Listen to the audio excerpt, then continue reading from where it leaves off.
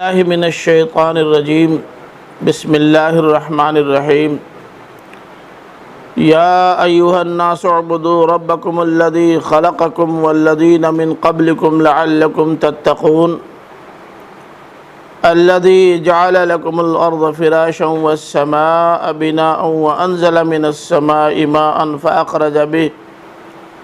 فأخرج به من الثمرات رزقا لكم فلا تجعلوا لله اندادا وانتم تعلمون وان كنتم في ريب مما نزلنا على عبدنا فاتوا بسورة من مثله وادعوا شهداءكم من دون الله ان كنتم صادقين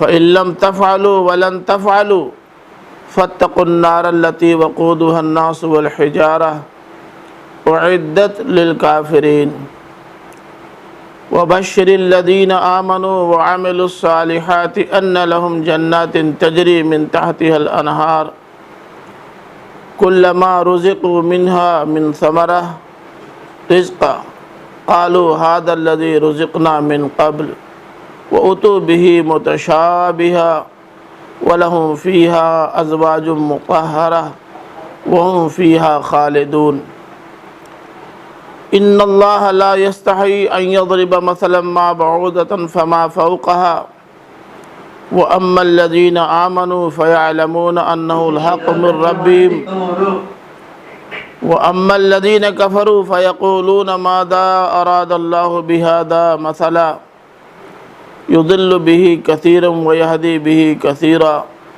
وما يضل به الا الفاسقين الذين ينقضون عهد الله من بعد ميثاقه ويقطعون ما أمر الله به أن يوصل ويفسدون في الأرض أولئك هم الخاسرون كيف تكفرون بالله وكنتم أمواتا فأحياكم ثم يميتكم ثم يحييكم ثم إليه ترجعون هو الذي خلق لكم ما في الأرض جميعا ثم استوى إلى السماء فسواهن 7 سماوات وهو بكل شيء عليم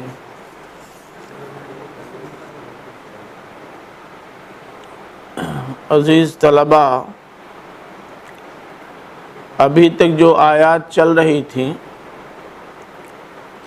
ان میں اصلی خطاب تھا بنی اسرائیل سے، اور بنی اسرائیل میں بھی خاص طور سے یہود سے،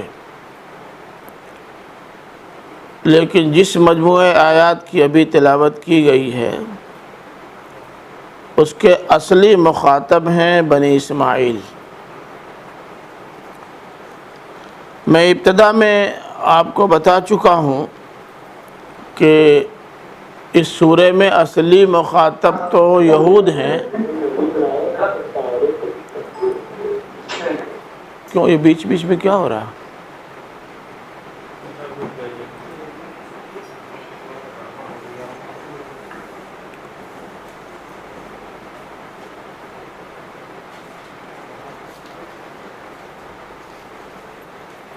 ذرا اس کو بھی بند کر دو، دیکھو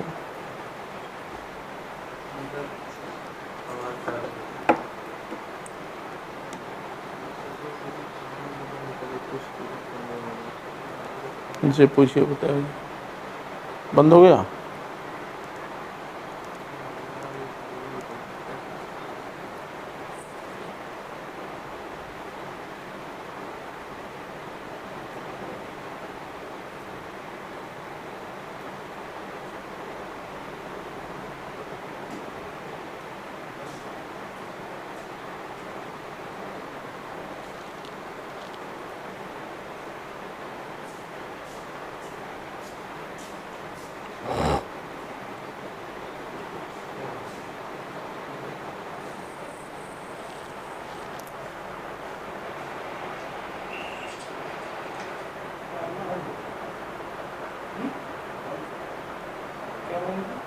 مطلب بند کر دیتے، اتنا لمبا اسپیس ہو جائے گا، کیا فائدہ؟ اس سے بہت دقت ہو جائے گی،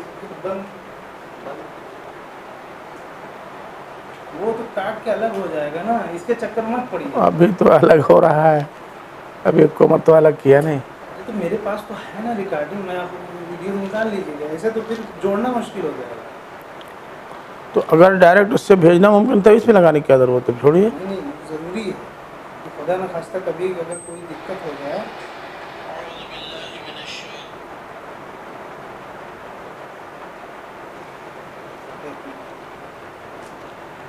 اس کے چکر میں مت پڑیے، تو دقت ہو جائے گی۔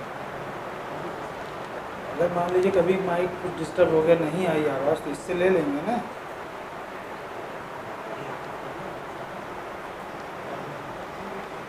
آج تیسرا ہے نا، چوتھا۔ آج چوتھا ہوگا۔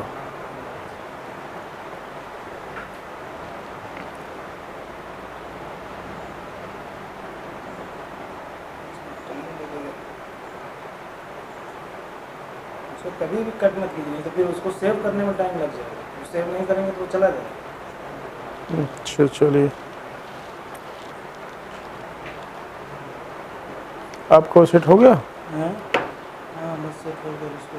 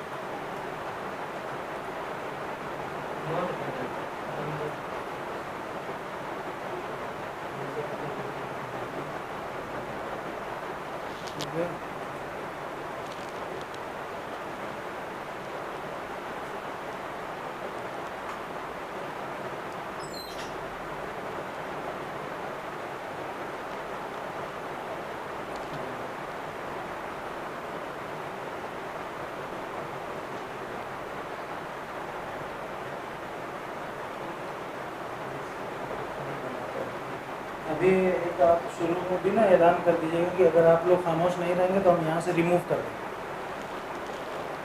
ٹھیک ہے؟ اگر آپ لوگ مطلب بات نہیں مانیں گے تو ہم ریموو کر دیں گے اور اپنی تعلیم جاری رکھیں گے۔ یہ لوگ آپس ہی بات چیت کرتے رہتے ہیں۔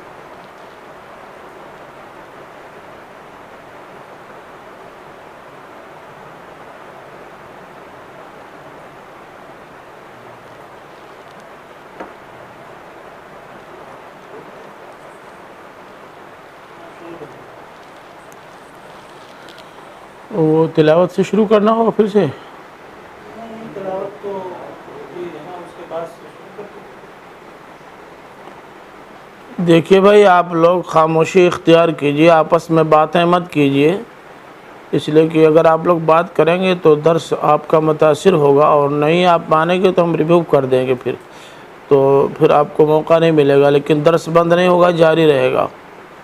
ویسے بھی شاید آپ لوگوں کے علم میں یہ بات ہو کہ آپ کے ذمہ دار بھی یہ درس آپ کا سن رہے ہیں، آپ کی آخری درجے کے طالب علم ہونے کے باوجود بھی اس غیر سنجیدگی کو دیکھیں گے تو وہ کیا تاثر لیں گے؟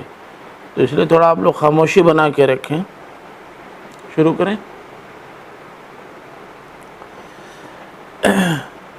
میں اس سورہ کے شروع میں عرض کر چکا تھا کہ اس سورہ کے اصلی مخاطب تو ہیں بنی اسرائیل، اور وہ بھی بطور خاص یہود،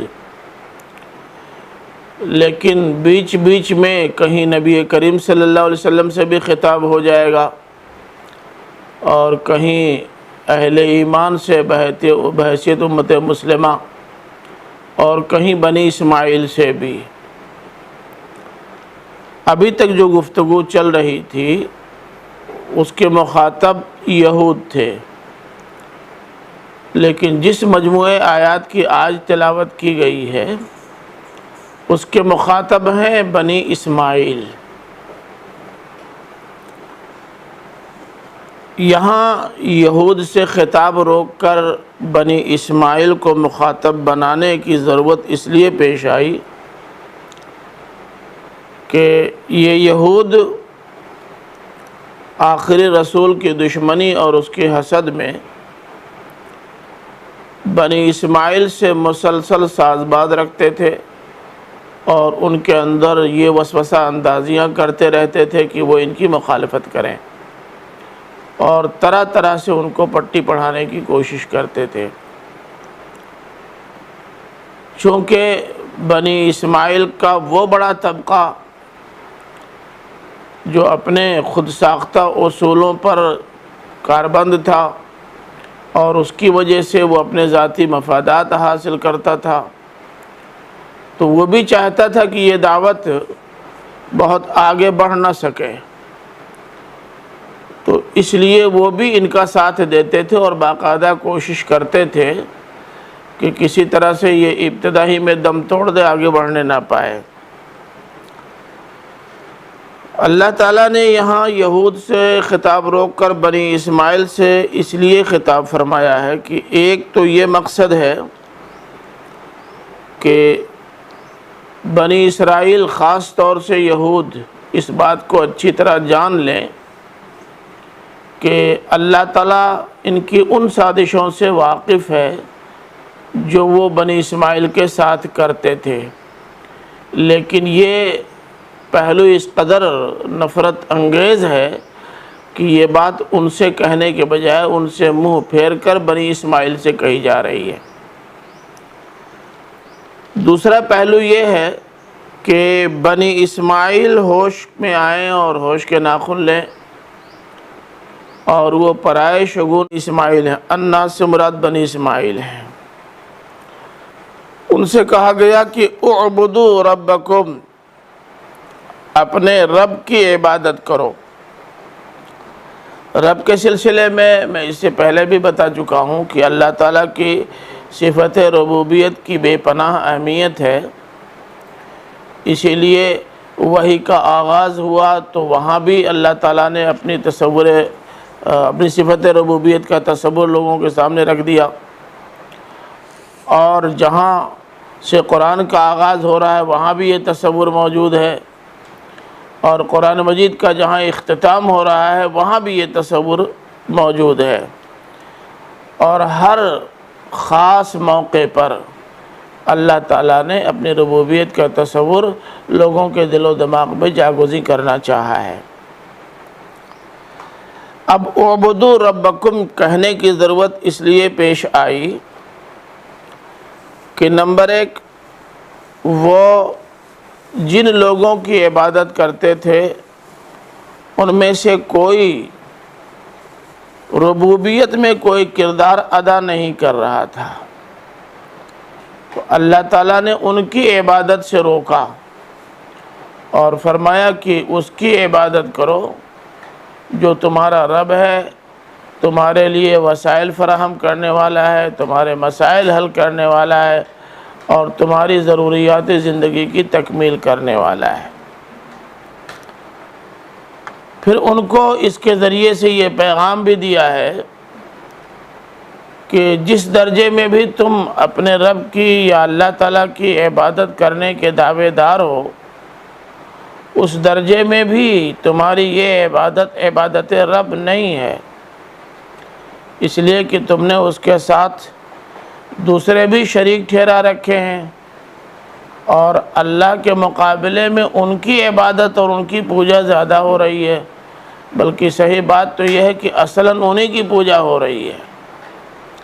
تو اللہ تعالیٰ نے یہ کہہ دیا کہ ان کی پوجا بند کرو، وہ تمہارے رب نہیں ہیں، جو تمہارا رب ہے اس کی پوجا کرو، اس کی عبادت کرو۔ اب فرمایا کہ کیوں اس کی عبادت کرو؟ اس لیے بھی کہ وہ تمہارا رب ہے اور تم کو پیدا کیا، اور اس لیے بھی کہ جو تم سے پہلے کے لوگ ہیں ان کو بھی پیدا کیا ہے۔ تم کو پیدا کیا کو تو بڑی آسانی کے ساتھ منوایا جا سکتا ہے، اس لیے کہ خود کفار و مشرکین بھی اپنا اور پوری کائنات کا خالق اللہ تعالیٰ کو مانتے تھے، تو اس لیے اگر یہ کہہ دیا گیا کہ الذی خلقکم تو یہ ان کے لیے کوئی حیرت ناک بات نہیں تھی۔ لیکن والذین من قبلکم کہنے کی ضرورت اس لیے پیش آئی کہ نمبر ایک، اپنے بزرگوں میں سے بہتوں کو انہوں نے خدا کی خدائی میں شریک کر رکھا تھا، تو والذین من قبلکم کے ذریعے سے اللہ تعالیٰ نے یہ پیغام دیا کہ تم نے جن بزرگوں کو ہماری خدائی میں شریک کر رکھا ہے وہ بزرگ تو ہو سکتے ہیں لیکن ہماری خدائی میں شریک نہیں، کیونکہ ہم نے اپنی خدائی میں کسی کو شریک نہیں رکھا ہے اور ہم کو اس کی ضرورت بھی نہیں ہے۔ دوسرے یہ یاد دہانی بھی مقصود ہے کہ تمہارے آبا و اجداد کو بھی اللہ تعالیٰ ہی کو اپنا رب اور اپنا خدا ماننا چاہیے۔ بدقسمتی سے تمہاری طرح وہ بھی مشرک تھے، تو تمہیں بھی اللہ تعالیٰ ہی کو اپنا رب ماننا چاہیے اور تمہارے اسلاف کو بھی اللہ تعالیٰ ہی کو اپنا رب ماننا چاہیے، مگر بدقسمتی یہ ہے کہ نہ تمہارے اسلاف نے اس پہلو پر توجہ دی اور نہ تم توجہ دے رہے ہو۔ یہاں یہ جو فرمایا ہے کہ لعلکم تتقون، یہ اصل میں لعلکم تتقون ہے، لعلکم تتقون عذاب ربکم یا عذاب جہنم، تاکہ تم جہنم کے عذاب سے بچ سکو۔ یہ تقوی شر سے، گناہ سے بچنے کے معنی میں ہے، اور شر سے یا گناہ سے بچنے کے معنی میں اس کا استعمال بہت ہوا ہے۔ ایسا نہیں کہ یہ کوئی نئی جگہ ہے جہاں یہ معنی سامنے آ رہا ہے۔ اب دیکھیے اسی آیت میں آگے آیت نمبر 24 میں آ رہا ہے کہ فَإِن لَّمْ تَفْعَلُوا وَلَن تَفْعَلُوا فَاتَّقُوا النَّارَ الَّتِي وَقُودُهَا النَّاسُ وَالْحِجَارَةُ، اگر تم نے ایسا نہ کیا اور تم کرو گے بھی نہیں تو اس آگ سے بچو جس کا ایندھن انسان بھی ہوں گے اور پتھر بھی۔ ظاہر ہے کہ یہاں اتقاء النار کے ساتھ آیا ہے، تو یہ آگ سے بچنے ہی کے معنی میں ہو سکتا ہے، دوسرا کوئی معنی یہاں موضوع نہیں ہو سکتا۔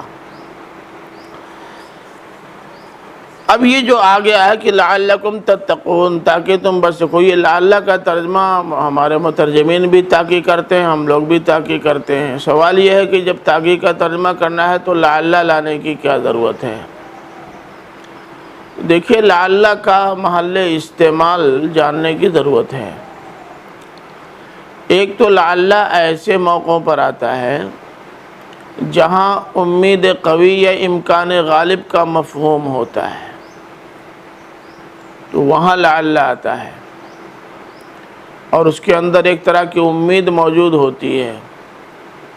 جب اللہ تعالیٰ یہ کہتا ہے کہ ایسا کرو لعلکم فلاں، تو اس کا مطلب یہ ہے کہ اگر تم ایسا کرو گے تو اللہ تعالیٰ تمہارے لیے وہ راستہ کھولنے کو تیار ہے جس راستے کا ذکر کیا ہے۔ تو اس میں رجا اور امید کی کیفیت پائی جاتی ہے۔ ایک تو اس کا استعمال یوں ہوتا ہے، دوسرے لعل کا استعمال وہاں ہوتا ہے جہاں امکان نہیں کے برابر ہوتا ہے۔ مثلا یہ کہ ہم یہ بات کہہ رہے ہیں اس لیے تاکہ تمہارے اندر تقوی پیدا ہو اور آگ سے یا جہنم کی آگ سے بچنے کا داعیہ تمہارے اندر ابھرے، لیکن تم وہ بدمعاش لوگ ہو کہ تم سے اس کی توقع بہت کم ہے، تو ایسے موقع پر بھی لعل استعمال ہوتا ہے۔ زیادہ تر قرآن مجید میں اسی مفہوم میں لعل کا استعمال ہوا ہے۔ اب آگے فرمایا الذی جعل لکم الارض فراشا والسماء بناء وانزل من السماء ماء فاخرج به من الثمرات رزقا لکم فلا تجعلوا للہ اندادا وانتم تعلمون۔ اس رب کی عبادت کرنے کی بات کہی جا رہی ہے جس نے تمہارے لیے زمین کو فرش بنایا اور آسمان کو چھت، اور اس نے فضا سے پانی نازل کیا اور اس کے ذریعے اس نے بہت سارے ثمرات اگائے تمہارے لیے بطور رزق، تو تم اللہ کے ہمسر نہ ٹھہراؤ۔ حالانکہ تم جانتے ہو۔ بنا تو پوری عمارت کے لیے آتا ہے، عمارت بنانے کے لیے بھی آتا ہے اگر مصدر ہو تو، اور اگر اسم ہو تو یہ عمارت کے لیے آتا ہے۔ لیکن جب فرش کے ساتھ آئے تو فرش سے مراد یہ زمین ہو جاتی ہے اور بنا سے مراد آسمان ہو جاتا ہے۔ تو جب متقابل لفظ کے طور پر آتا ہے تو معنی دوسرا ہو جاتا ہے، دوسرا کیا یوں کہ سمجھے کہ محدود ہو جاتا ہے۔ تو یہاں فراش سے مراد یہی فرش زمین ہے اور بنا سے مراد آسمان ہے۔ اب چونکہ یہ زمین ہمارے لیے فرش کا کام دے رہی ہے اور آسمان ہمارے لیے چھت کا، تو ظاہر ہے کہ فراش سے مراد فرش اور بنا سے مراد چھت ہے۔ جس نے تمہارے لیے زمین کو فرش بنایا اور آسمان کو چھت، گویا بہت بڑا مکان تم کو دے دیا۔ اگر آدمی کے پاس رہائش کے لیے مکان نہ ہو تو اسے اپنی محرومی کا احساس ہوتا ہے۔ اللہ تعالیٰ نے اس محرومی سے نکال دیا اور یہ بھی بتایا کہ اگر تمہارے اندر عبادت کرنے کا جذبہ اور ذوق موجود ہے تو اللہ تعالیٰ کی یہ بھری پوری کائنات، بالخصوص یہ زمین تمہارے لیے ایک مکان ہے۔ یہاں رہو، وہاں رہو، کہیں بھی رہو، اللہ تعالیٰ تمہارے لیے اس کے امکان پیدا کر دے گا۔ تو ایک تو اپنے اس کرم کا ذکر کیا کہ اسی کے عنایت کے طفیل تم اس زمین پر رہ رہے ہو، ورنہ یہ زمین تمہیں اپنے اوپر چلنے نہ دیتی، اور اسی کی عنایت ہے کہ یہ آسمان تمہارے لیے چھت بنا ہوا ہے اور وہ گرتا نہیں۔ چھت کا تو کام دیتا ہے لیکن اس سے تم کو کوئی خطرہ نہیں۔ اگر اللہ تعالیٰ نہ چاہتا تو یہ آسمان تمہارے لیے جرجر چھت کی طرح خطرناک بھی ہو سکتا تھا۔ پھر دوسری اپنی نعمت کی جانب توجہ دلائی، فرمایا کہ وَأَنزَلَ مِنَ السَّمَاءِ مَاءً فَأَخْرَجَ بِهِ مِنَ الثَّمَرَاتِ، اس نے آسمان سے پانی اتارا۔ دیکھیے اصل میں سما، یہ سما یسمو سے ہے۔ سما یسمو کے معنی ہوتے ہیں بلند ہونے کے۔ تو ہمارے اوپر جتنی چیزیں ہیں ان سب کے لیے سما کا استعمال ہوتا ہے۔ کبھی یہ فضا کے لیے استعمال ہوتا ہے، کبھی بادل کے لیے استعمال ہوتا ہے، کبھی آسمان کے لیے استعمال ہوتا ہے۔ موقع بتائے گا کہ سما سے مراد کیا ہے۔ قرینہ دلیل ہے کہ سما سے مراد یہاں بادل ہے، کیونکہ یہ پانی انہی بادلوں سے آتا ہے۔ فَأَخْرَجَ بِهِ مِنَ الثَّمَرَاتِ، پھر اللہ تعالیٰ نے اس کے ذریعے سے بہت سارے ثمرات نکالے۔ کل تو آپ کو نہیں دیا ہے، من الثمرات سے معلوم، من الثمرات کے من سے معلوم ہوتا ہے، لیکن بہت کچھ دیا ہے، بہت کچھ دیا ہے جو تمہارے لیے ہے۔ ان ثمرات میں سے بہت ساری چیزیں تمہاری خوراک نہیں ہے۔ ثمرات اصل میں یہ خوراک یا رزق کا استعارہ ہے، اور قرآن مجید نے اس معنی میں اس کا استعمال کیا ہے بہت ساری جگہوں پر۔ مثلا ایک جگہ ہے اسی سورہ بقرہ میں، آیت نمبر 126 ہے کہ حضرت ابراہیم علیہ السلام نے اپنے بیٹے حضرت اسماعیل کو جب مکہ میں آباد کیا تو اس موقع پر یہ دعا فرمائی تھی کہ رب اجعل ھذا بلدا آمنا وارزق اہلہ من الثمرات، اے میرے رب تو اس کو بلد آمن بنا دینا، اس آبادی کو ایک تو بلد بنا دینا۔ ابھی بلد کہاں تھا؟ ابھی تو باپ بیٹے دونوں آباد تھے، ابھی تو بلد بھی بنا بھی نہیں تھا۔ تو ایک تو حضرت ابراہیم نے یہ دعا فرمائی کہ اے اللہ اسے بلد بنا دینا، اسے مرکزی بستی، اسے شہر بنا دینا، اور شہر بھی ایسا جو ہر پہلو سے مامون ہو۔ دوسری دعا فرمائی تھی کہ وارزق اہلہ من الثمرات، اور یہاں رہنے والوں کو ثمرات عطا فرمانا۔ ثمرات ظاہر ہے کہ صرف پھلوں کی دعا تو کی نہیں تھی، صرف پھل ہی انسان کا رزق تو نہیں، ان کی روزی نہیں ہے۔ پھل بھی ہے، روٹی بھی ہے، چاول بھی ہے، اور دال بھی ہے، اور بوٹی بھی ہے، یہ ساری چیزیں اس کے اندر شامل ہیں۔ تو یہ ثمرات جب آتا ہے تو اپنے وسیع تر معنی میں آتا ہے۔ چنانچہ آپ دیکھیں کہ کوئی بھی حلال چیز ایسی نہیں ہے جو دنیا کے کسی گوشے میں پائی جاتی ہو اور وہ مکہ میں نہ ملے۔ پھل بھی آپ کو وہاں ملیں گے اور کھانے پینے کے دوسرے اور سامان کافی اور وافر مقدار میں۔ اب اس قدر وافر مقدار میں موجود ہیں کہ آپ اندازہ کیجئے کہ ہمیشہ لوگ سال بھر عمرہ کرتے رہتے ہیں۔ آج کل لاک ڈاؤن کی وجہ سے یہ بات نہیں ہے، ورنہ پورے سال عمرہ کرتے رہتے ہیں، اور کئی لاکھ باہر کے لوگ ہمیشہ وہاں موجود رہتے ہیں، اور حج کے زمانے میں تو 25-30 لاکھ تک مقامی اور غیر مقامی ملا کر کے ہو جاتے ہیں۔ لیکن کسی کو یہ شکایت کبھی نہیں ہوئی کہ کھانا گھٹ گیا۔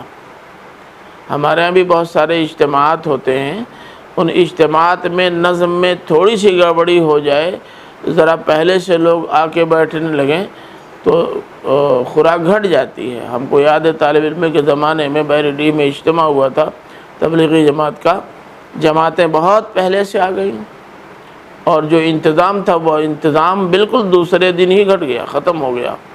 بہرحال ہنگامی طور پر لوگوں نے اپنے اپنے طور پہ انتظام کیا، تب مسئلے کا حل نکلا۔ لیکن اللہ تعالیٰ نے حضرت ابراہیم علیہ السلام کی یہ دعا ایسی قبول فرمائی کہ اجتماع چاہے جتنا بڑا ہو جائے، سال بھر رہے یا کسی خاص سیزن میں، خوراک کی کمی کا احساس نہیں ہوتا۔ تو جس طرح یہاں الثمرات رزق کے لیے آیا ہے، یہاں بھی اس آیت میں بھی، آیت نمبر 22 میں بھی یہ اسی رزق کے مفہوم میں ہے۔ آگے اس کی وضاحت فرما بھی دی ہے، رزقا لکم، تمہارے لیے رزق کا کام دے۔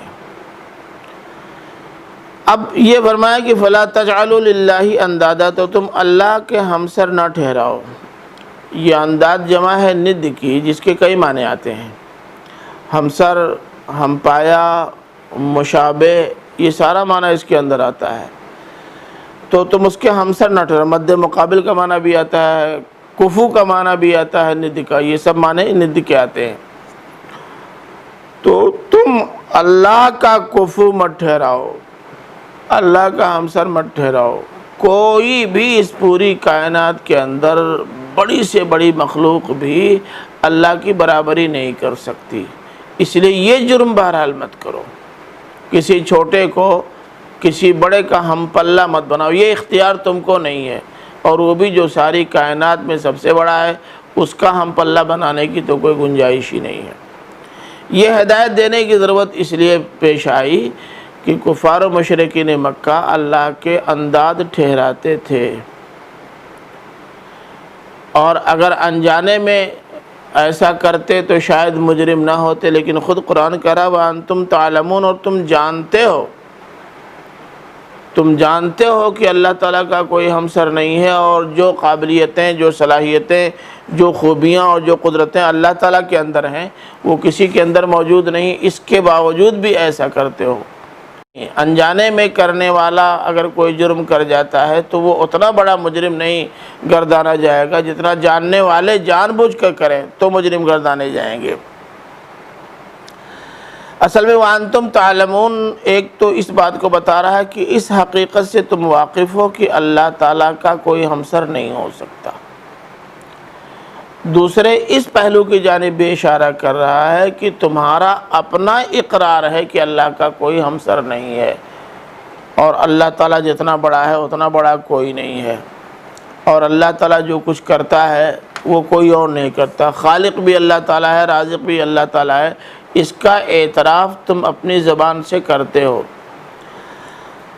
اب دیکھیے جہاں تک خلق کا تعلق ہے، سورہ عنکبوت کی آیت نمبر 61 ہے، اس میں آیا ہے کہ وَلَئِن سَأَلْتَهُم مَّنْ خَلَقَ السَّمَاوَاتِ وَالْأَرْضِ وَسَخَّرَ الشَّمْسَ وَالْقَمَرَ لَيَقُولُنَّ اللَّهُ، اے نبی اگر تم ان مشرکین سے پوچھو کہ آسمانوں اور زمین کا خالق کون ہے، یہ آفتاب و ماہتاب کس نے تمہارے لیے مسخر کیے ہیں، تو لازماً ان کا جواب ہوگا کہ اللہ نے۔ سوال یہ ہے کہ جب خالق اللہ ہے، مسخر اللہ ہے، تو یہ کس مرض کی دوا ہے جن کو اللہ کا ند ٹھہرا رکھا ہے؟ رزق کے سلسلے میں بھی ان کا اقرار تھا کہ اصلی رازق اللہ تعالیٰ ہے، چنانچہ اسی سورہ عنکبوت کی آیت نمبر 63 ہے وَلَئِن سَأَلْتَهُم مَّن نَّزَّلَ مِنَ السَّمَاءِ مَاءً فَأَحْيَا بِهِ الْأَرْضَ بَعْدَ مَوْتِهَا لَيَقُولُنَّ اللَّهُ، اگر ان سے پوچھو کہ آسمان سے پانی کون نازل کرتا ہے اور اس کے ذریعے سے زمین کو زندگی بخشتا ہے اس کے مر جانے کے بعد، تو ان کا جواب یہی ہوگا کہ وہ اللہ ہے۔ تو جب خالق اللہ ہے، رازق اللہ ہے، تمہاری ضروریات پوری کرنے والا اللہ، تمہارے مسائل حل کرنے والا اللہ، تو جن کو تم نے اللہ کے ساتھ شریک ٹھہرا رکھا ہے، یہ کس کام کے ہیں، کس بنیاد پر اور کس اختصاص کی وجہ سے ان کو اللہ کا شریک ٹھہرا رکھا ہے، یہ کسی طرح سے مناسب نہیں ہے۔ اگر تم یہ بات جان نہ رہے ہوتے تب تو یہ بہت زیادہ حیرت ناک پہلو نہیں تھا کہ بیچارے انجانے میں پتہ نہیں کیا کیا کرتے ہیں، لیکن تم خود جانتے ہو اور جانتے بوجھتے اس طرح کی حرکت کرتے ہو، یہ کسی طرح مناسب نہیں ہے۔ پھر آگے فرمایا کہ وَإِن كُنتُم فِي رَيْبٍ مِّمَّا نَزَّلْنَا عَلَىٰ عَبْدِنَا فَأْتُوا بِسُورَةٍ مِّن مِّثْلِهِ وَادْعُوا شُهَدَاءَكُم مِّن دُونِ اللَّهِ إِن كُنتُم صَادِقِينَ۔ کفار و مشرکین مکہ قرآن کے بارے میں بار بار یہ بات کہتے تھے کہ یہ کلام الہی نہیں ہے۔ کبھی تو یہ کہتے تھے کہ جناب نے خود ہی گڑھ کر اللہ کی طرف منسوب کر دیا ہے، کبھی یہ کہتے تھے کہ یہ جناتوں کا القاء ہے، جیسے بہت سارے لوگوں پر، شاعروں پر اور ادیبوں پر جنات ہیں اور وہ ان کو کلام القاء کرتے رہتے ہیں، ایسے یہ بھی القاء کر رہے ہیں۔ کبھی یہ کہتے تھے کہ کوئی بڑا ماہر اور قابل آدمی ہے بنی اسرائیل کا جس سے ان کا تعلق ہے اور وہ باقاعدہ ان کو سکھاتا اور پڑھاتا ہے۔ کبھی یہ کہتے تھے کہ باقاعدہ ایک اکیڈمی ہے جس میں بہت زیادہ ذی صلاحیت لوگ موجود ہیں اور اس اکیڈمی سے ان کا تعلق ہے، وہ اکیڈمی اپنی مقصد براری کے لیے ان کو استعمال کر رہی ہے۔ یہ اور اس طرح کے بہت سارے ان کے اعتراضات تھے۔ تو اللہ تعالیٰ نے یہ فرمایا کہ اگر تم کو شک ہے اس کے سلسلے میں جس کو ہم نے اپنے بندے پہ اتارا ہے، ظاہر ہے کہ ما نزلنا سے مراد قرآن ہے، قرآنی آیات ہیں، اور علی عبدنا میں عبد سے مراد نبی کریم صلی اللہ علیہ وسلم ہے، آخری رسول ہیں۔ اے مکہ والو یا اے بنی اسماعیل، اگر تم کو اس بارے میں شبہ ہے کہ جو کتاب یہ کلام الہی کی حیثیت سے پیش کر رہے ہیں وہ ہم نے نہیں اتارا ہے، یہ دوسروں کا، تمہارے جیسے انسانوں کا تیار کردہ ہے، فاتوا بسورۃ من مثلہ، تو اسی قرآن کی سورہ جیسی کوئی سورہ لا دو، اور اگر تم اسے تیار کرنے میں اپنے بڑے بڑے قابل لوگوں کو، بڑے بڑے ادیبوں کو، بڑے بڑے لبیبوں کو، بڑے بڑے شاعروں کو، بڑے بڑے لیڈروں کو، بڑے بڑے سرمایہ داروں کو شریک کرنا چاہتے ہو تو شریک کر سکتے ہو۔ دیکھیں، شہید کا لفظ صرف گواہ کے معنی میں نہیں آتا، یہ شہید کا لفظ بہت عام ہے اور بہت غالب استعمال اس کا ہے، بہت زیادہ استعمال اس کا ہے کہ ان کے لیڈر، ان کے عالم اور فاضل، ان کے زعماء اور ان کے شعراء، ان کے ادباء، ان کے لیے بھی شہید کا لفظ استعمال ہوتا رہا، شہداء ان کو بھی کہا جاتا رہا ہے۔ یہ وَادْعُوا شُهَدَاءَكُمْ جو کہا گیا ہے، اپنے شہداء کو بلا لو، تو شہداء سے مراد یہ ہے کہ تمہارے ہاں جو بہت قابل ہیں، علم کے جو پہاڑ ہیں، جو شاعر ہیں، جو ادیب ہیں، ان کو بلا لو اور ان کی مدد سے قرآن کی صورتوں جیسی کوئی ایک سورہ بنا کے دے دو، تو ہم مان لیتے ہیں کہ یہ کلام الہی نہیں ہے بلکہ باہر سے تیار کیا گیا ہے۔ بھائی، قرآن کی یہ لاہوتی زبان خود تمہیں اس بات کے لیے ترغیب نہیں دیتی کہ جو کلام ہم انسانوں کے بس میں نہیں ہے وہ کلام پیش کیا جا رہا ہے، جاننے کے باوجود بھی تم اس طرح کی شرارتیں کرتے ہو، یہ کسی طرح سے مناسب نہیں۔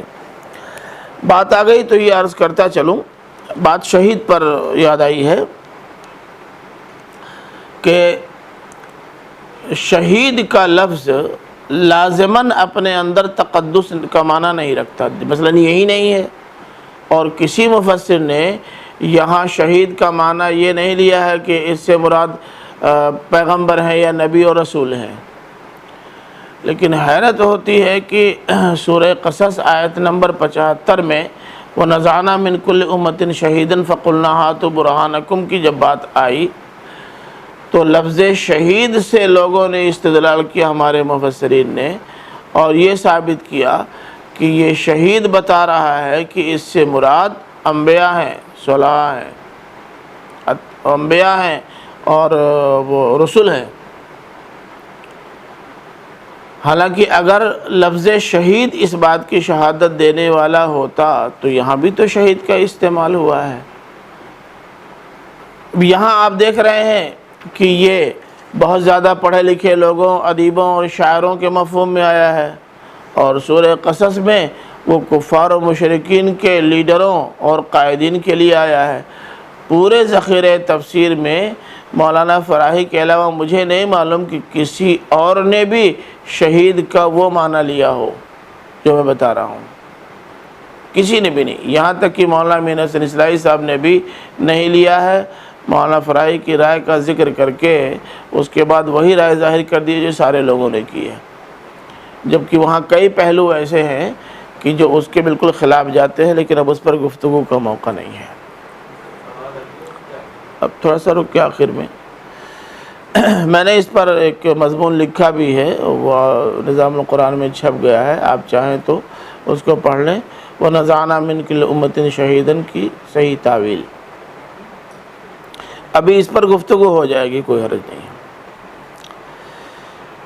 ان کنتم صادقین، اگر تم اپنے دعوے میں سچے ہو، اگر تمہارا یہ دعویٰ صحیح ہے کہ قرآن کلام الہی نہیں ہے، یہ ایک اکیڈمک کا تیار کردہ کلام ہے یا اس کی کتاب ہے، اگر تمہارا یہ دعویٰ صحیح ہے تو ایک سورہ جیسی کوئی سورہ بنا کے لا کے دکھا دو، تمہاری بات مان لی جائے گی۔ یہ چیلنج اللہ تعالیٰ نے کئی موقعوں پر کیا ہے اور مختلف اسلوب میں کیا ہے۔ اب مثلا ایک جگہ یہ فرمایا ہے کہ بمثل ھذا القرآن، کہ اس قرآن جیسا قرآن لا دو۔ فرمایا کہ لئن اجتمعت الانس والجن علی ان یأتوا بمثل ھذا القرآن لا یأتون بمثلہ ولو کان بعضهم لبعض ظہیرا۔ اگر انسان جنات سب مل جائیں اس بات پر کہ وہ اس قرآن جیسا کلام لا دیں تو اس جیسا کلام لانا ان کے لیے ممکن ہی نہیں ہے، چاہے وہ ایک دوسرے کی مدد لے کر کے تیار کرنا چاہیں پھر بھی تیار نہیں کر سکتے۔ کہیں اللہ تعالیٰ نے بعشر سور کا چیلنج دیا ہے، مثلا سورہ ہود آیت نمبر 13 ہے، فَاتُوا بِعَشْرِ سُوَرٍ مِثْلِهِ مُفْتَرِيَاتٍ وَادْعُوا مَنِ اسْتَطَعْتُم مِّن دُونِ اللَّهِ، تم اس جیسی 10 صورتیں ہی گڑھ کے لے آؤ اور جن کو چاہو بلا لو، اگر تمہارا یہ دعویٰ صحیح ہے تو۔ کہیں بحدیث مثلہ آیا ہے کہ چنانچہ سورہ طور آیت نمبر 34 میں ہے کہ فَلْيَأْتُوا بِحَدِيثٍ مِثْلِهِ إِن كَانُوا صَادِقِينَ، اسی جیسا وہ کلام لا دیں، اسی جیسی ایک بات ہی لا دیں، یعنی کلام تو کلام ہے، اس جیسی کوئی بات، اس جیسی کوئی تعلیم لانا بھی ان کے بس میں نہیں ہے۔ یہ اللہ تعالیٰ نے چیلنج دیا۔ آگے فرمایا کہ فَإِن لَّمْ تَفْعَلُوا وَلَن تَفْعَلُوا، اگر تم ایسا نہ کر سکو اور یقیناً نہیں کر سکو گے تو اب یہ نوٹ کر لو، تو اب ڈرو یا بچو اس آگ سے جس کا ایندھن لوگ اور پتھر ہوں گے۔ لوگ اور پتھر، لوگ سے مراد ظاہر ہے کہ وہ لوگ ہیں جو اللہ کے علاوہ بتوں کی، دیویوں دیوتاؤں کی پوجا کرتے تھے، اور الحجارہ سے مراد وہی جو پتھروں سے تراشے ہوئے بت ہوتے تھے وہ مراد ہیں، سارے پتھر نہیں۔ اب ایک سوال یہ پیدا ہو سکتا ہے کہ مشرکین کو جہنم میں جلایا جائے گا اس لیے کہ انہوں نے جرم کیا ہے، شرک کیا ہے، یہ بات تو سمجھ میں آتی ہے۔ ان بیچارے پتھروں کا کیا قصور کہ ان کو بھی جہنم میں ان کے ساتھ جلایا جائے؟ اللہ تعالیٰ نے خود اس مفہوم کو اپنے طور پر واضح کر دیا ہے۔ سورہ انبیاء کی آیات 98-99 ہیں، فرمایا انکم وما تعبدون من دون اللہ حسب جہنم انتم لہا واردون لو کان ہؤلاء آلہۃ ما وردوہا۔ تم اور جن کو تم پوجتے ہو اللہ کو چھوڑ کر، ان سب کو جہنم میں جانا پڑے گا، تم لازماً اس کے گھاٹ اترو گے، بچ نہیں سکتے۔ اب اگر یہ واقعی معبود ہوتے، یہ دیوی اور دیوتا، یہ پتھر تراشے ہوئے واقعی معبود ہوتے، ما وردوہا تو نہ جاتے اس میں جانا دلیل ہے اس بات کی کہ یہ معبود نہیں ہے، یہ خدا نہیں ہے۔ خدا کو آگ میں جلایا نہیں جا سکتا، کون جلائے گا؟ خدا کو کون جلائے گا؟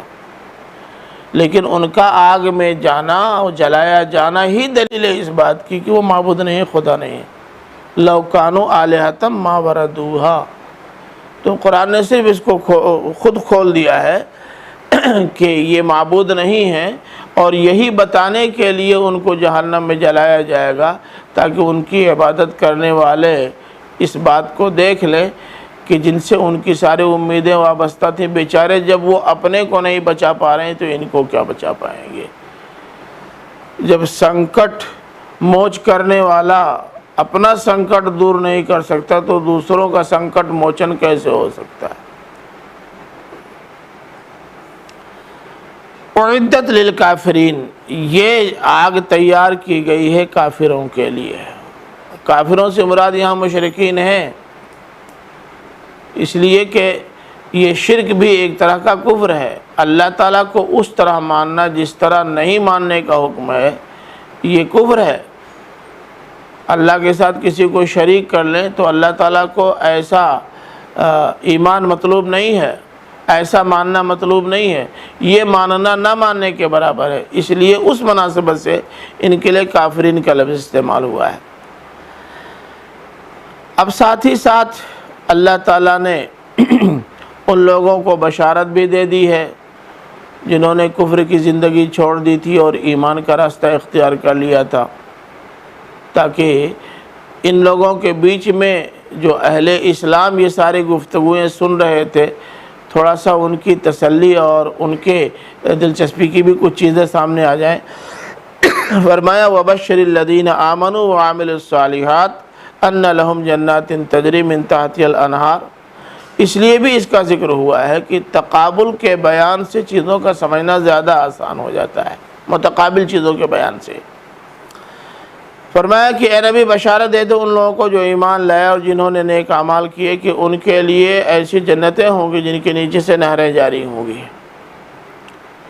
یہ جنتوں کے نیچے سے نہریں جاری ہونا یہ خاص طور سے تقریب فہم کے لیے ہے، وہاں واقعی کیفیت کیا ہوگی وہ اللہ بہتر جانے۔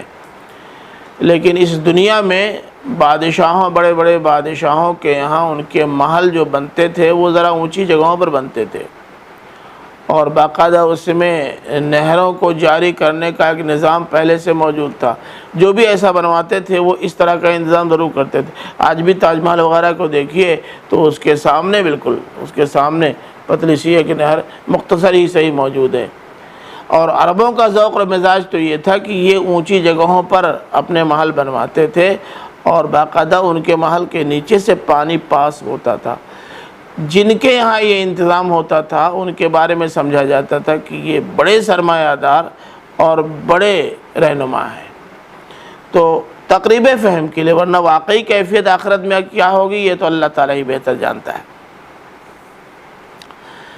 کلما رزقوا منها من ثمرۃ رزقا قالوا هذا الذي رزقنا من قبل واتوا به متشابها۔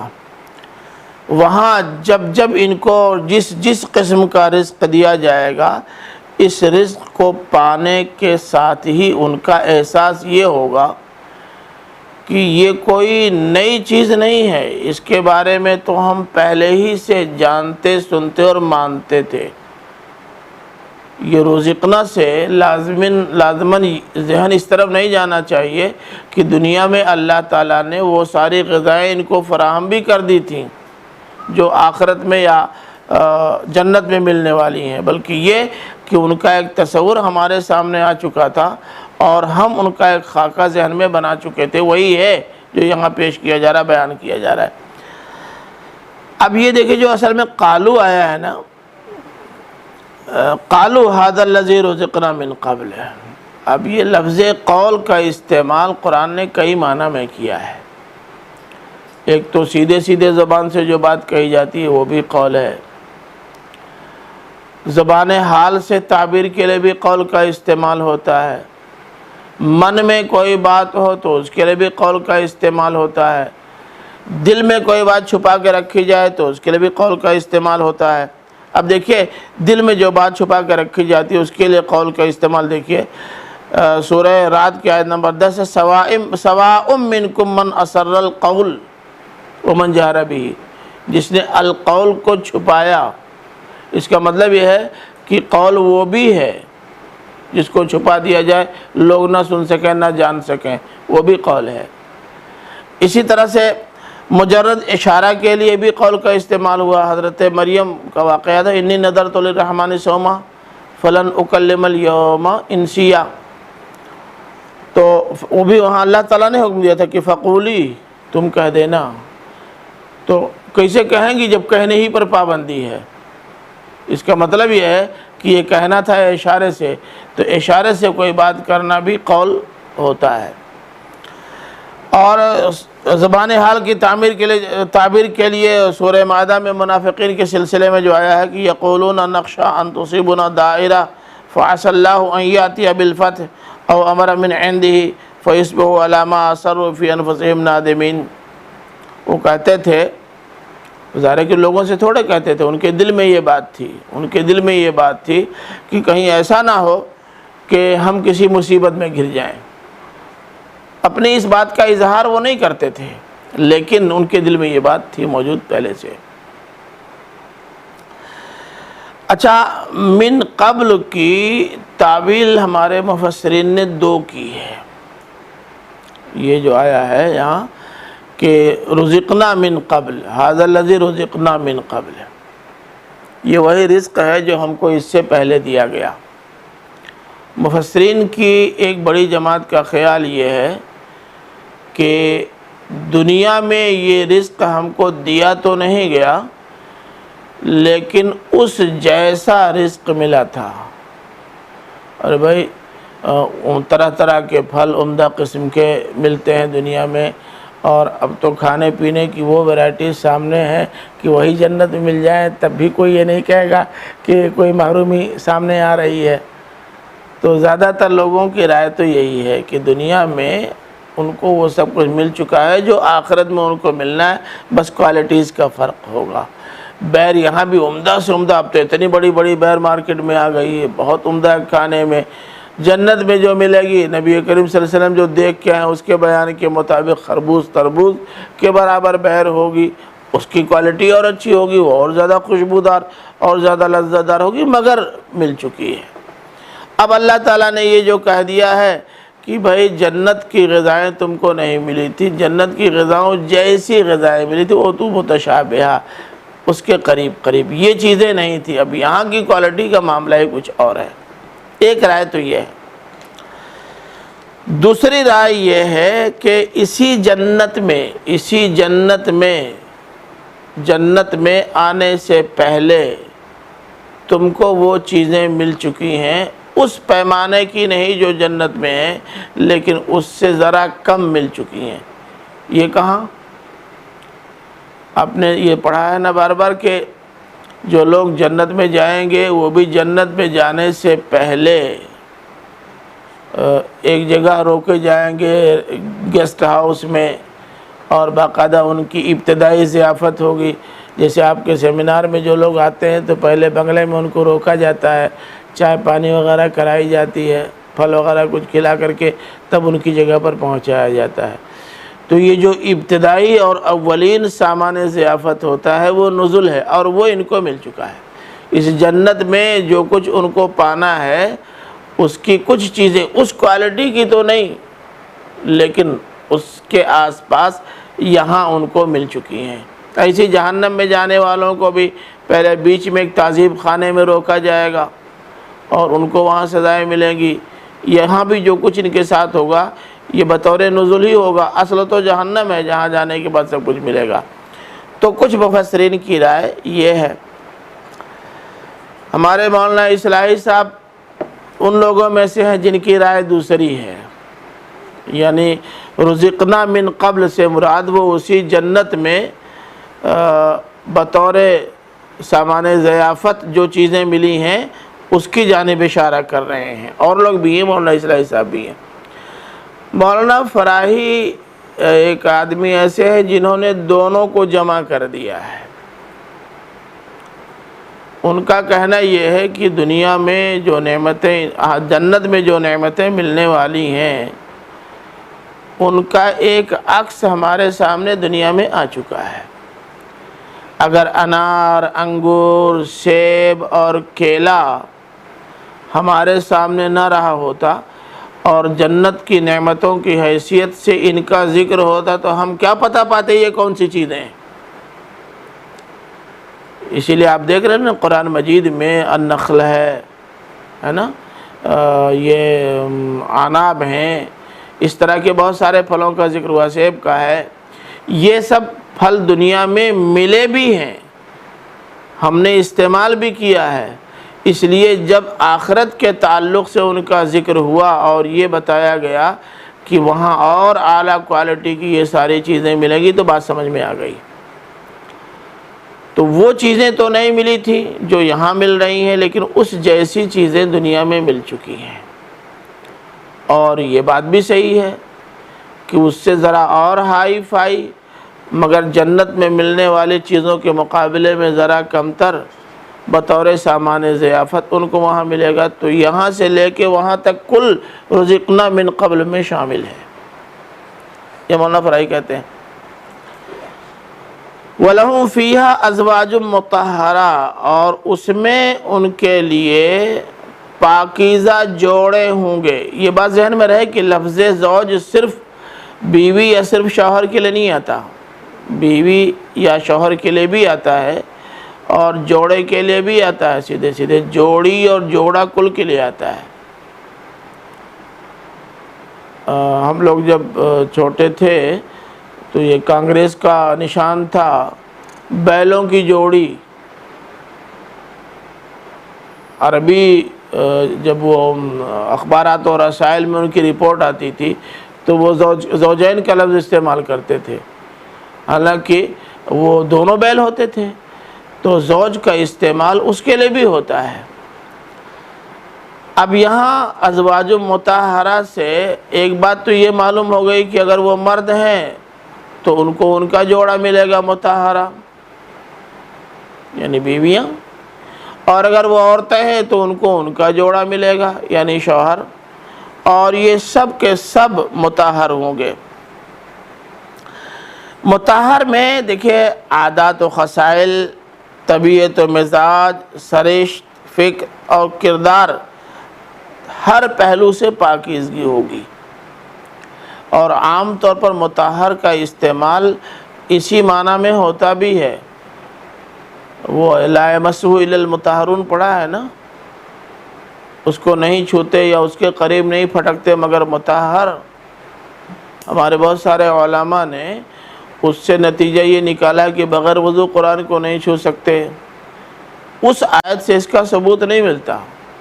نبی کریم صلی اللہ علیہ وسلم نے فرمایا ہے کہ بغیر وضو کے نہ چھوئیں۔ ہمارے اکابر نے، ہمارے علماء نے، امام مالک رحمۃ اللہ علیہ تو باقاعدہ بغیر وضو کے حدیث بھی نہیں پڑھاتے تھے۔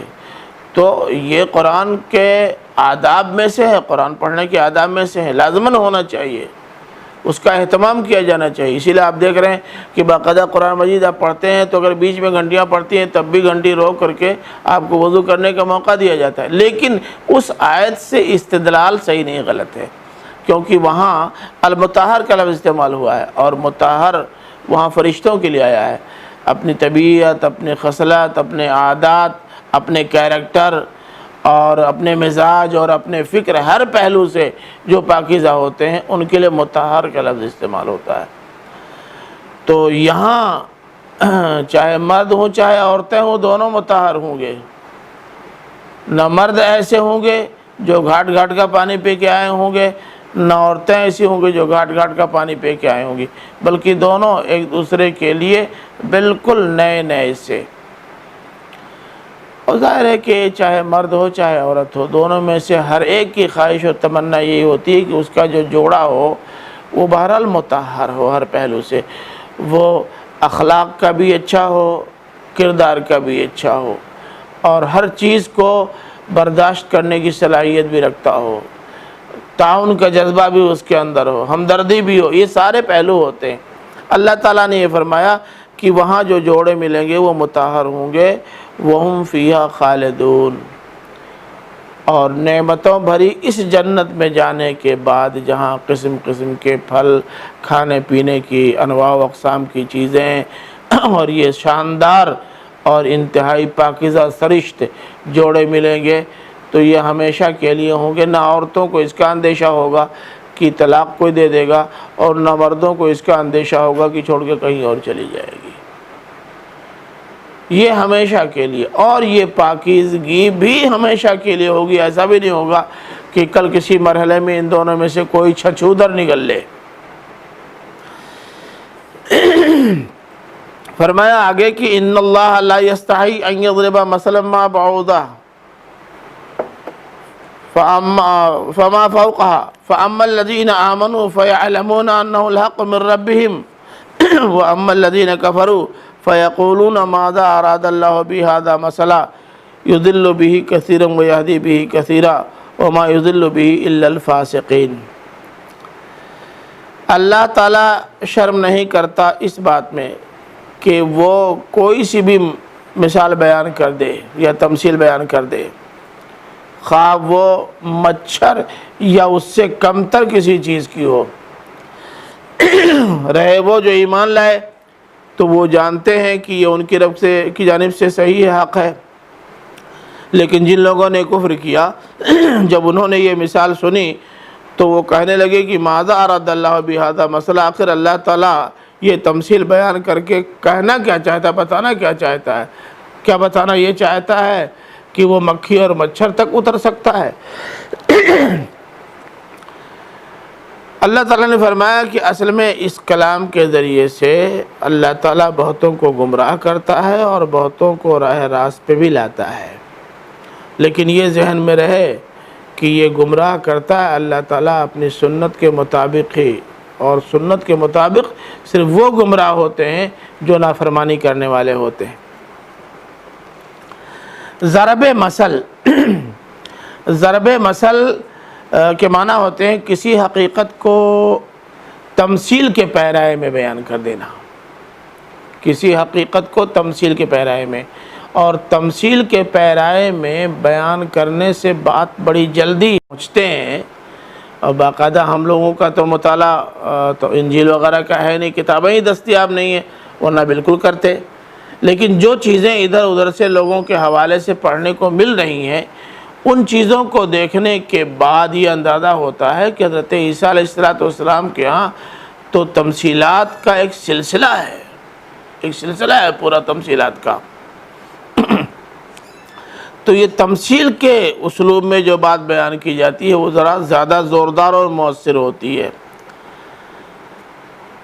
اللہ تعالیٰ نے جب بطور مثال بعوضہ یا مچھر کا ذکر کیا تو کفار و مشرکین مکہ یہ کہنے لگے کہ اب اللہ تعالیٰ کو باتیں بتانے کے لیے بطور تمثیل یہی مکھی و مچھر ملے تھے بس، اور کوئی چیز نہیں۔ یہ خود اس بات کی دلیل ہے کہ یہ کلام الہی نہیں ہے۔ کلام الہی اتنی بڑی ہستی اور مثال میں مکھی اور مچھر کا ذکر کرے؟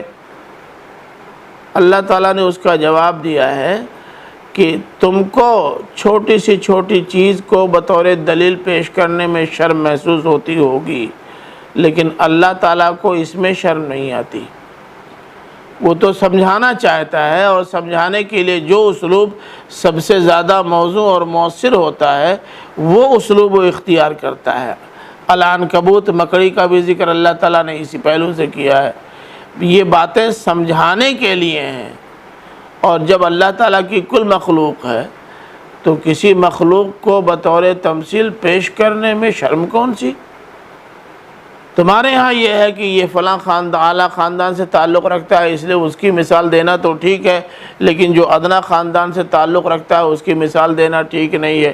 انسانوں میں فرق تم کرتے ہو، اللہ تعالیٰ کے ہاں ایسے بحیثیت انسان سب برابر ہیں۔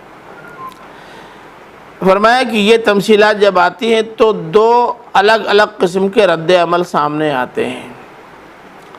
اس تمثیلات سے اللہ تعالیٰ جو بتانا چاہتا ہے، جب اہل ایمان سنتے ہیں تو وہ کہتے ہیں کہ اللہ تعالیٰ نے بالکل صحیح فرمایا، بالکل صحیح فرمایا۔ لیکن جب یہی اہل کفر و شرک سنتے ہیں تو وہ یہ کہتے ہیں کہ اللہ تعالیٰ کو تمثیل میں لانے کے لیے یہی ایک چیز ملی تھی اور کوئی چیز موجود نہیں ہے۔ تو جس طرح کا فکر ہوتا ہے، جس طرح کا مزاج ہوتا ہے، اس کے لحاظ سے لوگ نتائج اخذ کرتے ہیں اور اسی طرح کا تبصرہ بھی کرتے ہیں۔ اللہ تعالیٰ نے فرمایا کہ ایسی بہت ساری چیزیں قرآن مجید میں بیان کی گئی ہیں، ایسی بہت ساری چیزیں قرآن مجید میں بیان کی گئی ہیں جن کو لوگوں نے اسی طرح لیا سرسری اور وہ گمراہ ہو گئے، اور بہت ساری چیزیں ایسی بھی ہیں کہ جن کو اللہ تعالیٰ نے اس طرح بیان کیا کہ اس کے آگے ان کے پاس کوئی دلیل موجود نہیں ہے۔ فرمایا کہ دیکھو جو لوگ نافرمانی کا مزاج رکھتے ہیں، نافرمانی کی سرش رکھتے ہیں، گمراہ وہی اس سے ہوتے ہیں اور اللہ تعالیٰ انہی کو گمراہ کرتا ہے۔ آپ جانتے ہیں نا فسق کا کہ اصل معنی تو نافرمانی کے ہوتے ہیں، وہ ہے نا جنات کے تعلق سے ففسق عن امر ربی، کہ اس نے اپنے رب کے حکم کی نافرمانی کی، تو اصل فسق کے معنی نافرمانی کے ہوتے ہیں۔ گویا فاسق نافرمان ہوتا ہے، اللہ تعالیٰ کی بات ماننے والا نہیں ہوتا۔ اب الفاسقین کی کچھ صفات بیان کی گئی ہیں۔ الذین ینقضون عہد اللہ من بعد میثاقہ ویقطعون ما امر اللہ بہ ان یوصل ویفسدون فی الارض۔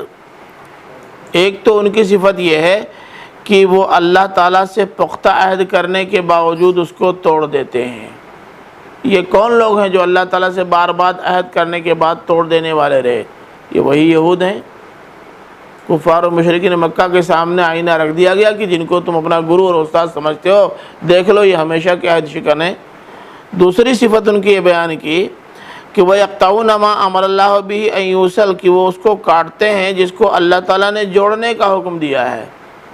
ہمارے مفسرین نے لکھا ہے کہ اس سے مراد رشتہ رحم کو اور رشتہ قرابت کو کاٹنا ہے۔ بالکل صحیح بات ہے کہ اس سے مراد رشتہ رحم اور رشتہ قرابت، اس کی نظیر بھی گزر چکی ہے قرآن مجید میں۔ ایک تو سورہ محمد آیت نمبر 22 ہے، دیکھ لیجئے۔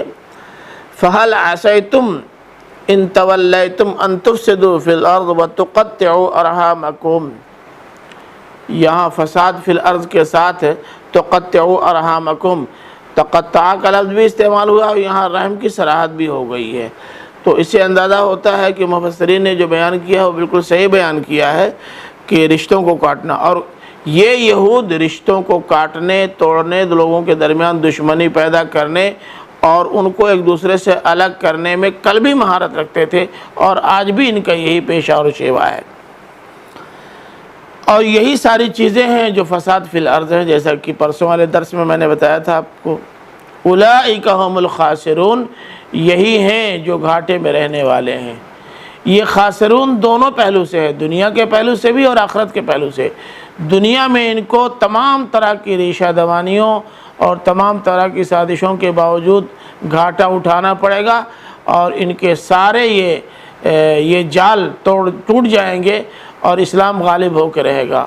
یہ تو دنیا کا خسارہ ہوا، اور آخرت کا خسارہ یہ ہے کہ یہ اپنے آپ کو اپنا اللہ وحبہ کہہ رہے ہیں، اور اسی لیے سب کچھ کرنے کے لیے اپنے آپ کو اہل سمجھتے ہیں۔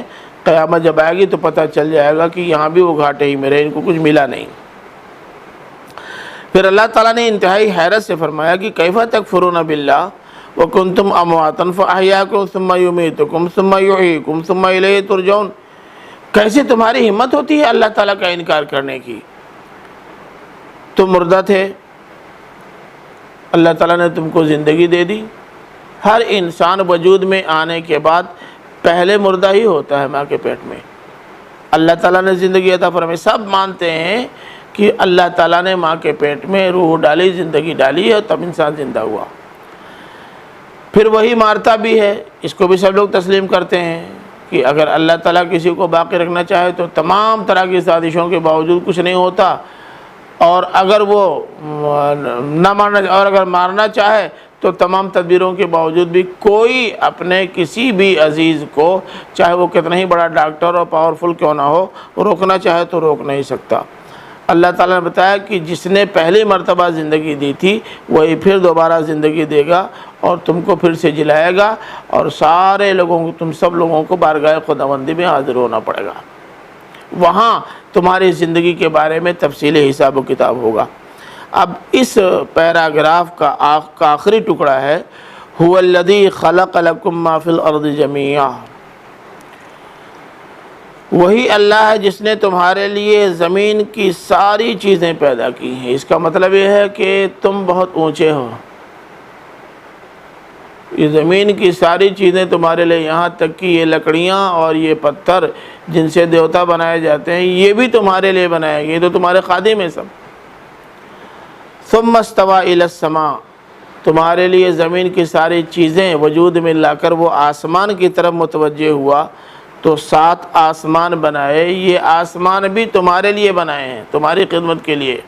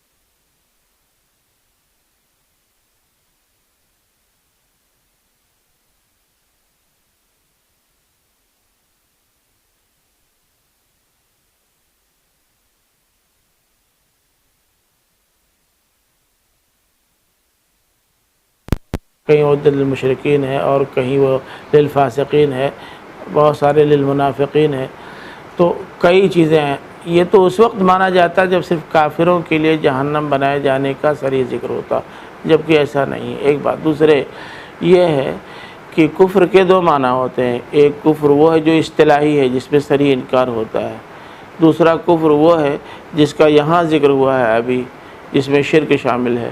اور ہم سارے مسلمان اپنے گریبان میں جھانک کے دیکھ لیں کہ شرک کے کس دلدل میں پھنسے ہوئے ہیں۔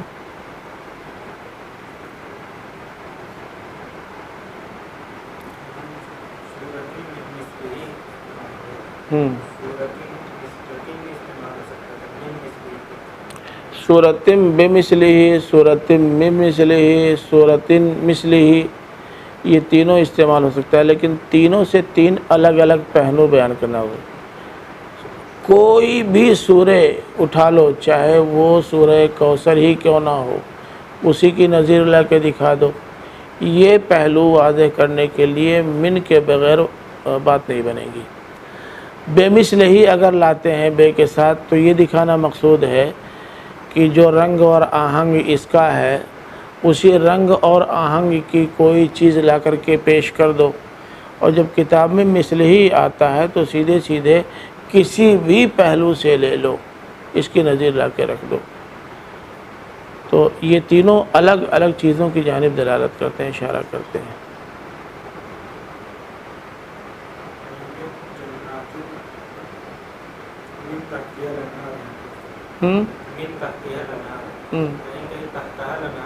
ہاں وہ تو ٹھیک، اس میں کوئی خاص فرق نہیں ہے، یہ من اور تحت دونوں کا استعمال ایک ہی طرح سے یکساں ہوتا ہے۔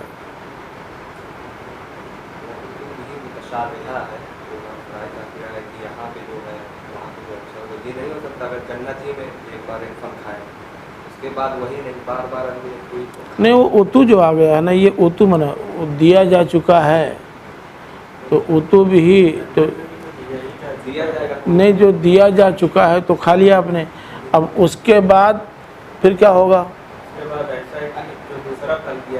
پھر اس کے بعد اتو ہو جائے گا۔ یہاں تو جنت میں جانے کے بعد جب ان کو نعمتیں مل رہی ہیں تو نعمتیں پانے کے ساتھ ہی ان کا یہ بیان اور احساس سامنے آیا، تو جب ہر بار یہی احساس سامنے آتا رہے گا تب اس اتو بھی متشابہن کہنے کی ضرورت کیا تھی؟ یہ کہنا اس بات کی دلیل ہے کہ اب جب جنت میں پہنچے اور ملا تو ان کو لگا کہ ارے یہ تو وہ ساری چیزیں ہیں جو کسی نہ کسی حد تک ہم پا چکے تھے، اب وہ کوالٹی نہیں تھی، یہاں کی کوالٹی کچھ اور ہے۔ اور باقی جب زندگی بھر وہ یہی کہتے رہیں گے تب کیا؟ کہیں تو یہ سوال ختم ہونا چاہیے۔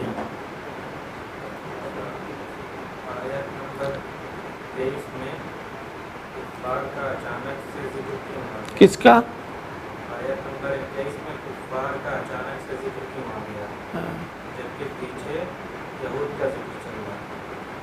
ہاں، وہ اصل میں کسی کے دوسرے سوال ہے کیا؟ ثاقب نے میرا خیال ہے پہلے سنا نہیں، میں نے تو بتا دیا پہلے ہی کہ یہ پورا مجموعہ آیات بنی اسرائیل سے خطاب ہے، اور اس کی علت بھی بتا دی۔ تو میرا خیال شروع میں جڑے نہیں تھے، نہیں سن سکے ہوں گے۔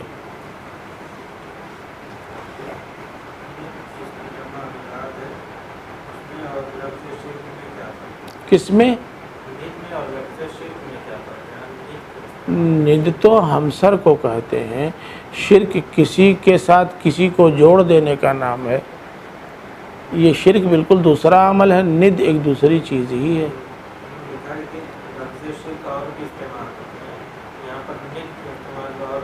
شرک کی جگہ پہ استعمال ہی نہیں ہوا ہے، یہ تو ند ہمسر بتا نا، ہمسر کے معنی میں آیا ہے، فلاں فلاں کے برابر نہیں ہو سکتا، تو ہمسری کا تصور دینا اور کسی کے ساتھ کسی کو شریک کر دینا، دونوں کے عامل الگ الگ ہیں، تو دونوں ایک چیز کیسے ہو جائے گی؟ یہ شرک اور کفر کے تعلق سے سوال ہوتا تو ایک بات تھی، ند ایک دوسرا عمل ہے اور شرک ایک دوسرا عمل ہے۔